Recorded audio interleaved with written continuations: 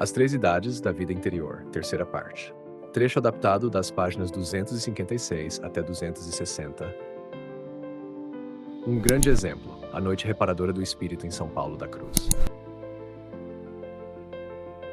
A leitura das obras de São João da Cruz nos conduz a considerar a Noite do Espírito, sobretudo, como uma purificação passiva e pessoal, que prepara a alma para a perfeita união com Deus, aquela que chamamos de união transformante. Essa purificação, por ser passiva, é um estado místico, implicando a contemplação infusa. Ela se mostra necessária para eliminar os defeitos persistentes daquelas almas já avançadas no caminho espiritual, as mesmas que São João descreve na obra Noite Escura da Alma, livro 2º, capítulo 2º. Em especial, um tipo sutil de soberba espiritual, que muitas vezes é a raiz de numerosas ilusões. Trata-se de um verdadeiro purgatório antes da morte, mas um purgatório onde a alma continua a merecer e onde o amor se intensifica constantemente. Por fim, essa escuridão e as angústias profundas que nela se experimentam preparam o coração para a luz superior e para o júbilo da união transformante, prelúdio imediato da vida celeste. O interior da Noite do Espírito transmite a impressão de ser seguido por uma primavera e um verão perpétuos, após os quais não haverá mais outono. Tal é o sentimento que emerge da leitura de Noite Escura da Alma e de Chama Viva de Amor. Prova reparadora, quando a Noite do Espírito continua após a união transformante. Poder-se-ia dizer que a Noite do Espírito, para as almas já aproveitadas, é como um túnel que se deve atravessar antes de alcançar a união transformante, e pelo qual já não se volta a passar. Contudo, certas vidas de grandes servos de Deus, especialmente aqueles dedicados à reparação, à imolação pela salvação das almas ou ao apostolado por meio dos sofrimentos interiores, fazem pensar que para alguns a Noite do Espírito se prolonga mesmo depois de terem alcançado a união transformante. Nesse caso, a provação não seria mais purificadora, mas principalmente reparadora. São João da Cruz, ainda que não aprofunde este ponto, menciona frequentemente os sofrimentos interiores suportados pelos santos em favor dos pecadores. Santa Teresa também trata desta questão, ao falar da generosidade das almas que habitam a sétima morada. O que pensar de uma noite do espírito reparadora e não purificadora, que se estenderia por longo tempo mesmo após a alma já ter sido purificada e introduzida na união transformante? Em outro lugar já abordamos mais profundamente esta questão. Aqui, basta recordar brevemente alguns princípios seguros e fatos significativos que iluminam essa realidade. Antes de tudo, o espírito cristão não pode esquecer que os grandes sofrimentos interiores de Nosso Senhor e de Sua Santíssima Mãe, ao contemplarem o pecado do mundo e ao se oferecerem como vítimas por nós, nunca foram sofrimentos purificadores para eles mesmos. Eles os sofreram por nossa redenção. E quanto mais elevada está uma alma, mais seus sofrimentos interiores se assemelham aos de Jesus e Maria. É também doutrina comum que os servos de Deus são provados com maior rudeza, ora por necessitarem de uma purificação mais profunda, ora porque, a exemplo do Senhor, devem colaborar numa grande causa espiritual, como a fundação de uma ordem religiosa ou a salvação de numerosas almas. São João da Cruz e Santa Teresa passaram por isso incessantemente. E os fatos, com eloquência, confirmam essa verdade. Desejamos aqui narrar um episódio particularmente significativo e, mais adiante, comparar brevemente a noite purificadora do espírito com aquela reparadora, que é também um apostolado pelo sofrimento, tão fecundo quanto oculto. Detenhamo-nos de passagem num fato bastante característico ocorrido ao final da vida de São Afonso de Ligório. Ele já contava 80 anos. E, à primeira vista, lendo superficialmente esse período de sua vida, poder-se-ia pensar que ele estava atravessando a chamada noite passiva dos sentidos, geralmente acompanhada por intensas tentações contra a castidade e a paciência. Tais foram as tentações nesse tempo que os que conviviam com ele temeram que perdesse a razão. Mas ao refletirmos sobre a longa obra já realizada pela graça naquela alma santa, tudo nos leva a crer que aquela provação, nos últimos anos de sua vida, não foi propriamente uma purificação dos sentidos. Antes, parece ter sido uma sucessão de aflições suportadas em favor do próximo, com o fim de consolidar a obra que ele tanto havia sofrido para fundar. A vida interior de São Paulo da Cruz. Um exemplo ainda mais notável encontramos na vida de São Paulo da Cruz, fundador da Congregação da Paixão de Jesus Cristo, os Passionistas. Aqui citaremos apenas os fatos mais significativos. Nasceu o santo no ano de 1694. Foi chamado por Deus para fundar uma ordem religiosa inteiramente dedicada à reparação e ao amor à paixão do Senhor. Viveu até os 81 anos, falecendo em 1775. Recebeu uma educação profundamente cristã e, desde a mais tenra idade, habituou-se à abnegação completa e à prática de todas as virtudes. Desde jovem, praticava a oração afetiva, feita de um simples olhar amoroso para Deus. Por volta dos 19 anos, sua piedade tomou um grande impulso. Costumava chamar esse período de sua vida de sua conversão. Nessa fase, notam-se claramente os sinais da purificação passiva dos sentidos, frequentemente acompanhada por uma crise de escrúpulos, como ocorre em muitos santos. Cefiu Padre Caetano, Oração e Ascensão Mística de São Paulo da Cruz, páginas 8. A partir desse momento, o Padre Caetano distingue em sua vida 3 períodos principais. No primeiro, que dura 12 anos, vê-se o santo sendo gradualmente elevado aos diversos graus de oração descritos por Santa Teresa de Ávila, até alcançar a união transformante. No segundo, com duração de 45 anos, ele mergulha profundamente na vida de reparação, unindo-se aos sofrimentos de Cristo. No terceiro período, que compreende os últimos 5 anos de sua vida, ainda que as provações continuem, os consolos celestes aumentam à medida que se aproxima o fim. No primeiro período, depois da purificação passiva dos sentidos e da dolorosa crise de escrúpulos, o servo de Deus, já agraciado com a contemplação infusa, permanecia em oração por 3 a 4 horas seguidas.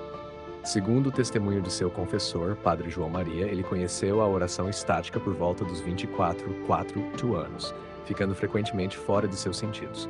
Recebeu grandes iluminações acerca dos mistérios da fé. E foi favorecido com visões que lhe fizeram compreender que deveria fundar a paixão do Senhor, a paixão do Senhor. 19.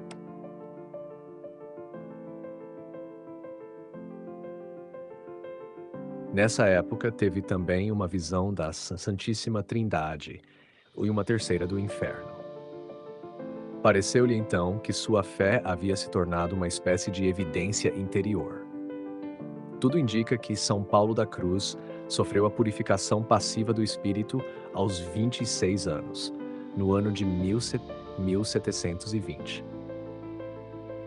Nesse período, o santo ouvia, contra Deus, palavras diabólicas que transpassavam sua alma e o coração. Perfil. Página 55. Essa purificação passiva do espírito culminou em uma admirável contemplação da paixão de Nosso Senhor Jesus Cristo. Sina 5 Almentes, 57. Essa contemplação levou o santo a se apropriar espiritualmente dos 3 grandes sofrimentos de Jesus. Disse ele: a alma, toda submersa no puro amor, sem imagens, na fé puríssima e despojada, encontra-se, quando assim deseja o sumo bem, igualmente mergulhada no oceano dos sofrimentos do Salvador. E então vê claramente que a paixão é uma obra totalmente de amor. A partir de então, a oração do santo consistia em revestir-se dos sofrimentos de Jesus e deixar-se imergir na divindade do Salvador. Antes de completar 31 anos, São Paulo da Cruz recebeu a graça da união transformante. Não se pode duvidar disso ao considerar a elevação das graças purificadoras que a precederam, bem como os testemunhos reunidos pelo Padre Caetano. Página 859. Essa graça insigne foi acompanhada de um simbolismo sensível: a aparição de Nosso Senhor, da Santíssima Virgem Maria e de muitos santos. São Paulo da Cruz recebeu então um anel de ouro, no qual estavam gravados os instrumentos da paixão. Ao contemplarmos a intimidade de união com Jesus crucificado a que o santo chegou antes dos 31 anos, e considerando que ainda viveria até os 81 e que teria de fundar uma ordem, dedicada à reparação, ficamos menos surpresos ao vê-lo por 45 anos, associado à vida dolorosa de Nosso Senhor Jesus Cristo. Reflexão espiritual à noite da alma e o apostolado do sofrimento. Segundo o testemunho de seu confessor, apenas de tempos em tempos o Senhor lhe concedia algum pequeno alívio. Estamos de fato diante da vida reparadora em toda a sua profundidade e elevação, e diante de um verdadeiro apostolado pelo sofrimento espiritual, em grau excepcional. Não se tratava apenas da ausência de consolações sensíveis, mas de algo muito mais profundo, uma espécie de eclipse das virtudes da fé, da esperança e da caridade. O santo sentia-se abandonado por Deus e acreditava que o Senhor estivesse irritado contra ele. As tentações de desespero e de tristeza eram esmagadoras. E, no entanto, ao longo de tão prolongada provação, ele deu sinais de profunda paciência, de perfeita resignação à vontade divina e de uma bondade delicada para com todos os que se aproximavam dele. Certa vez disse ao seu diretor espiritual: "Se alguém me perguntasse a qualquer momento em que estou pensando, eu creio que sim, que sempre poderia responder: estou pensando em Deus." Isso acontecia mesmo nos momentos de suas maiores desolações espirituais, quando lhe parecia não ter mais fé, nem esperança, nem caridade. Também costumava dizer: "Parece-me impossível não pensar em Deus, pois nosso espírito está cheio dele e nele estamos imersos." Todos esses testemunhos foram retirados do sumário do processo de sua canonização. Quando caminhava pelas ruas de Roma, costumava dizer: "A via Pauli, libera-nos, Domine. Da estrada de Paulo, livrai-nos, Senhor." Era que tudo fora de Deus, penoso. Lhe parecia penoso. Durante 55 anos, prolongou-se aquela oração dolorosa, heróica e incessante em busca de Deus, para depois entregá-lo às almas pelas quais aceitava tais sofrimentos. Mais frutuosos do que muitos anos de pregação, esses anos tão atormentados foram uma realização altíssima das palavras de Jesus: "É necessário orar sempre, sem jamais desfalecer." Evangelho segundo São Lucas, capítulo 18, versículo 1, perto do fim desses 45 anos de vida dolorosa, começou a experimentar algumas consolações. Sentia-se atraído pelas chagas do Redentor. Um dia Jesus lhe falou do alto da cruz: "Eu te tenho em meu coração." Também teve a visão da Santíssima Virgem e da alma de um sacerdote condenado ao purgatório, por quem deveria sofrer. A paixão do Salvador foi-lhe impressa no coração. Durante os últimos 5 anos de sua vida, as consolações espirituais tornaram-se mais frequentes. Teve uma aparição da Virgem das Dores e alguns êxtases, com ou sem levitação. Os últimos meses foram como um antegozo das delícias do céu. Os fatos que acabamos de relatar são, sem dúvida, muito excepcionais. Mas não é surpreendente encontrá-los, de tempos em tempos, sobretudo nas ordens contemplativas consagradas à oração e à imolação, e nas almas chamadas à reparação, aquelas que por voto se entregaram a este singular apostolado pelo sofrimento. O autor desta obra conheceu 3 carmelitas cheias de generosidade e uma alma sacerdotal que parecia atravessar uma noite espiritual interminável de 34 anos. Tratava-se, no entanto, de almas já purificadas, segundo todas as aparências, mas sua oblação pela salvação dos pecadores parecia ter sido aceita. Ao examinarmos tais acontecimentos, cremos poder chegar à seguinte conclusão: quando a noite espiritual tem, sobretudo, um caráter purificador, as virtudes teologais, fé, esperança e caridade, e também a humildade, são purificadas de toda escória humana. O motivo formal dessas virtudes torna-se perfeitamente limpo, livre de qualquer motivo acessório, e seu objeto primário ultrapassa qualquer finalidade secundária. A alma que alcança essa purificação pode elevar-se acima das fórmulas dos mistérios e penetrar nas profundezas de Deus, como afirma São Paulo. O Espírito sonda todas as coisas, até mesmo as profundezas de Deus. Primeira carta de São Paulo aos Coríntios, capítulo 2, versículo 10. E, nesse estado, apesar de toda tentação contra a fé e a esperança, essa alma crê com firmeza, por um ato direto, de maneira puríssima e elevada, que vence as tentações. Crê unicamente por este motivo sobrenatural, a autoridade de Deus que se revela. Espera, porque Deus é a misericórdia infinita, e ama, por reconhecer nele um ser infinitamente superior a todas as criaturas e a todos os dons. Dessa forma, a verdade primeira que se revela, a divina misericórdia que socorre e a infinita bondade de Deus brilham a alma como 3 estrelas de primeira grandeza, na noite escura do espírito. Em certos casos, essa aprovação espiritual se apresenta como uma oferta reparadora, em favor dos pecadores. Então, a alma manifesta os mesmos sinais que já descrevemos anteriormente. Mas a esses se acrescenta uma marca distinta, um traço que nos remete profundamente aos sofrimentos interiores de Jesus e de Maria, os quais, embora não necessitassem de purificação alguma, abraçaram voluntariamente a dor, pela redenção da humanidade. Nessas almas reparadoras, o sofrimento espiritual recorda a imagem de alguém que, em meio a um naufrágio, esquece de si mesmo e luta de forma desesperada e heróica para salvar da morte os que estão prestes a perecer. Esses heróis espirituais, como São Paulo da Cruz, combatem durante anos a fio para resgatar almas da morte eterna.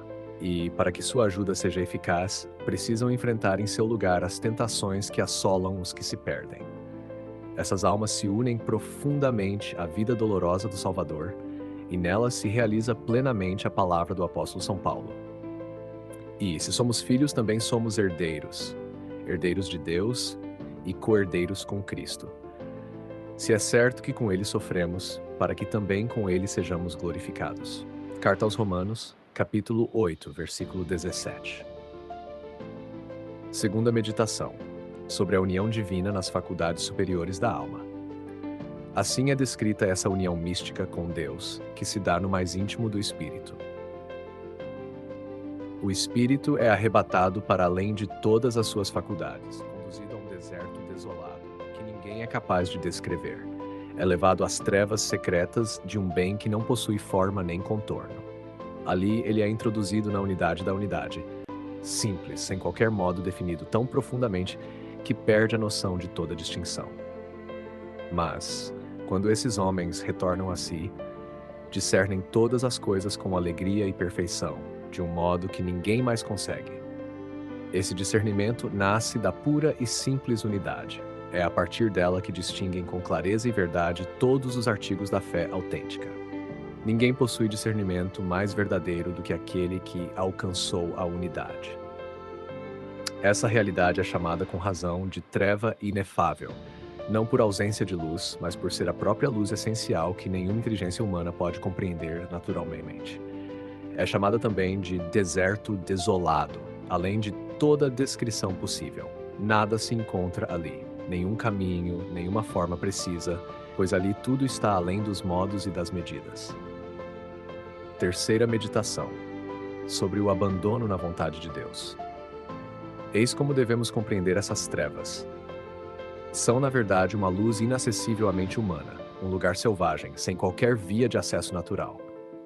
Quando o espírito penetra ali, sente-se elevado acima de si mesmo. E nesse estado, é necessário entregar-se totalmente à vontade de Deus. Deus então exige do homem um desapego jamais vivido antes, uma pureza e simplicidade ainda maiores, uma humildade mais profunda e todas as virtudes que florescem nas faculdades inferiores. É por este caminho que o homem chega à familiaridade com Deus e se torna pouco a pouco um homem divino. São Paulo da Cruz certamente leu este ensinamento, pois ele ilumina, em certo modo, a noite reparadora na qual ele mesmo viveu por tantos anos, depois de ter sido elevado à união transformadora. Notas explicativas. 1. Noite do Espírito refere-se a uma fase avançada da vida espiritual, em que a alma passa por profundas provações interiores, sentindo a ausência de Deus. Essa noite não é meramente psicológica, mas espiritual, destinada a purificar e unir a alma mais plenamente a Deus. 2. Purificação passiva. Acontece quando Deus mesmo realiza a purificação da alma sem esforço direto da pessoa. Diferente da purificação ativa feita por ascese, essa é vivida com sofrimento e silêncio, como uma poda interior. 3. União transformante. É o grau mais alto da vida mística, onde a alma está unida de forma permanente à vontade de Deus. É um estado de santidade profunda, no qual o eu humano se esconde totalmente em Deus. 4. Soberba espiritual. Trata-se de um orgulho sutil que pode surgir em almas já avançadas, convencidas de sua própria santidade. A noite do Espírito atua para purificá-las desse resquício. 5. Purgatório antes da morte. A noite do Espírito é vista como um purgatório vivido ainda nesta vida. Porém, ao contrário do purgatório após a morte, aqui ainda se pode merecer graças e crescer no amor. 6. Vida de reparação. Algumas almas, como São Paulo da Cruz, vivem sofrimentos não para se purificarem, mas para reparar as faltas dos outros. É um tipo de apostolado místico e escondido, unido ao sacrifício redentor de Cristo. 7. 7 moradas de Santa Teresa. Uma imagem da vida espiritual dividida em 7 etapas. A 7ª morada representa a união plena com Deus. As almas que nela habitam ainda podem sofrer, não por purificação, mas como oferenda de amor. 8. Noite reparadora. Diferente da noite purificadora, essa é assumida voluntariamente em favor dos pecadores. A alma já está unida a Deus, mas sofre por amor aos outros, à semelhança de Cristo. 9. Exemplo de São Paulo da Cruz. O santo viveu em 3 grandes etapas espirituais: a purificação inicial, uma longa vida de sofrimento e reparação, e, por fim, os consolos místicos antes da morte. Sua trajetória é modelo de santidade e entrega. 10. Contemplação infusa. Tipo de oração concedida por Deus, onde a alma é iluminada diretamente por Ele, sem esforço mental ou imaginação. É característica da vida mística verdadeira. 11. Símbolos místicos. Muitos místicos recebem sinais visíveis, como anéis, visões ou estigmas, que simbolizam sua união com Cristo. São Paulo da Cruz recebeu um anel com os instrumentos da paixão. 12. Sofrimentos interiores. Durante a noite reparadora, o santo sentia-se privado da fé, da esperança e do amor, embora em verdade vivesse intensamente essas virtudes em estado elevado. 3. A oração contínua. São Paulo da Cruz exemplifica o que diz o Evangelho de Lucas, capítulo 18, versículo 1. É preciso orar sempre e nunca desanimar. Sua vida foi uma prece viva, mesmo nas trevas. 14. Almas oblativas.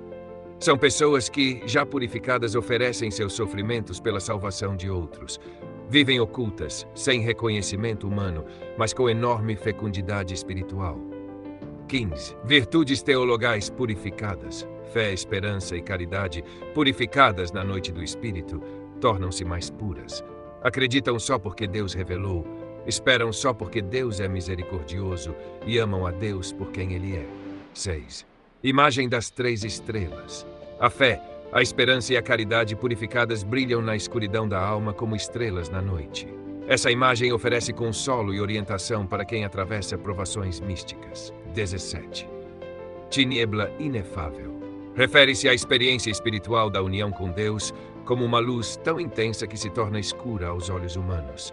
Uma presença sem forma, que só se compreende pelo amor. 18. Deserto desolado. Um símbolo espiritual, o local interior onde não há apoios humanos ou imagens, apenas Deus. Nele a alma encontra sua verdadeira identidade e conhece a Deus na pura simplicidade. 19. Discernimento vindo da unidade. Ao sair dessa união profunda com Deus, o místico volta à realidade com uma clareza de fé extraordinária. Ele enxerga com verdade o que antes via confusamente. 20. Homem divino. A expressão indica aquele que, despojado de si mesmo, tornou-se morada viva de Deus. Vive em familiaridade com o Senhor, sendo reflexo da presença divina no mundo. Queridos ouvintes, chegamos ao fim deste audiolivro e quero expressar minha profunda gratidão a todos que permaneceram conosco até aqui. Sua dedicação em acompanhar essa obra é um verdadeiro sinal de busca pela sabedoria e pelo crescimento espiritual. Que o conteúdo ouvido possa nutrir sua alma e fortalecer sua fé. Aproveito para convidá-los a explorar as playlists do canal Caminho Católico, onde vocês encontrarão outros tesouros espirituais. São obras que podem acompanhar e iluminar sua jornada, como Castelo Interior de Santa Teresa de Jesus, Confissões de Santo Agostinho, Palavras Bíblicas com o Evangelho comentado por grandes eclesiásticos, Filoteia de São Francisco de Sales, Tratado da Verdadeira Devoção à Santíssima Virgem de São Luís Maria de Montfort, A Imitação de Cristo de Tomás de Kempis e As Três Idades da Vida Interior do Padre Garrigou Lagrange. Cada uma dessas obras oferece um caminho profundo de reflexão e conversão, e espero que possam encontrar nelas a mesma riqueza espiritual que proporcionaram a tantas gerações. Nosso canal está sempre aberto para quem deseja aprender e crescer na fé. Continue nos acompanhando e compartilhando essa jornada espiritual. Mais uma vez, obrigado por sua presença e que Deus abençoe a todos.